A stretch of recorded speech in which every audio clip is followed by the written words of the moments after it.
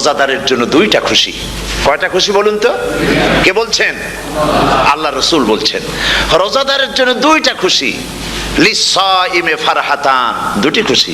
ফারহাতুন ইনদা ফিতরিহি, একটা খুশি হচ্ছে ইফতারের সময়।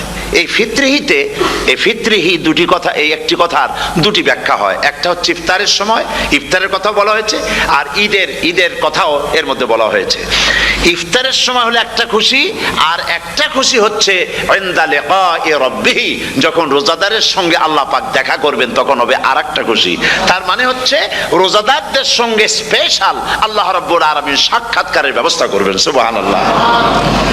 তাহলে দুটি জিনিস হলো, একটা হলো ইফতারের জন্য দুটা, রোজাদারের জন্য দুটা খুশি, একটা হলো ইফতারের সময়, আর একটা হচ্ছে আল্লাহর সঙ্গে যখন দেখা করবে। তো ইফতারের যে খুশিটা, এই খুশি রোজাদার ছাড়া কেউ বুঝবে না।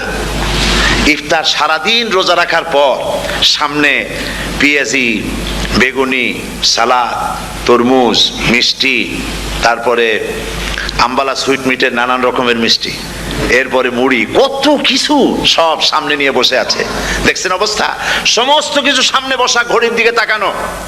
আপনি যদি 5 মিনিট আগে খান, ফেরেশতা এসে মুখের উপর থাপ্পড় মারবে, বেটা খাইলি কেন? বলবে কেউ? বলবে না। কোন ফেরেশতা লাঠি নিয়ে দাঁড়ায় আছে? দাঁড়ায় নাই। কিন্তু আপনি খাচ্ছেন না কেন? সুবহানাল্লাহ, সুবহানাল্লাহ বলবেন না? অন্তত 1500 বছর আগে আল্লাহ রাব্বুল আলামিন নির্দেশ করে রেখেছেন, সূর্য সাদা হওয়া থেকে, পূর্ব দিগন্ত সাদা হওয়া থেকে শুরু করে পশ্চিম দিগন্তে যখন কালো রেখা দেখা দেবে, যখন মাগরিব হয়ে যাবে, সূর্যাস্ত যাবে, ততক্ষণ পানাহার আর স্ত্রী সম্ভোগ থেকে বিরত থাকো। 1500 বছর আগের আল্লাহ রাব্বুল আলামিনের এই নোটিশ কিভাবে কার্যকরী হচ্ছে উম্মতের মধ্যে, মুসলমানদের ভেতরে। খাবার সামনে আসে, পিপাসা লেগেছে। এখন তো পিপাসা লাগে না, খুব ঠান্ডার সময়। এখন রোজা রাখতে খুব মজা হবে, তাই না? খুব মজার রোজা। কিন্তু এই রোজা যখন জুন মাস আর জুলাই মাসে আসবে, তখন টের পায় মানুষ রোজা কাহাকে বলে।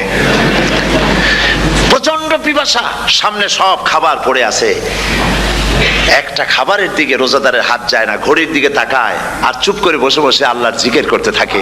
আল্লাহ কয়, ফেরেশতারা দেখ, এই বান্দা বানাইতে নিষেধ করছিলি। সুবহানাল্লাহ।